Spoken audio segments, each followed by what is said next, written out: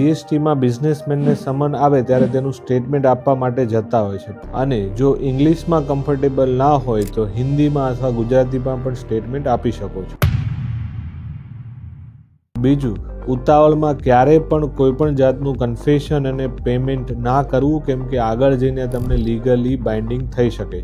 જ્યારે સ્ટેટમેન્ટ આપો ત્યારે એક વસ્તુ ખાસ યાદ રાખવાની છે કે તમારા ફેવરમાં જે ફેક્ટ આવી શકે તે તુરંત જ નોટ ડાઉન કરાવરાવવા. જો એમ્પ્લોયી તરીકે તમને એમ લાગે કે આ સ્ટેટમેન્ટ આપવું મારા માટે હિતાવહ નથી અથવા તો મને ખબર નથી, તો જે રિસ્પોન્સિબલ એમ્પ્લોયી છે એમને મોકલવા.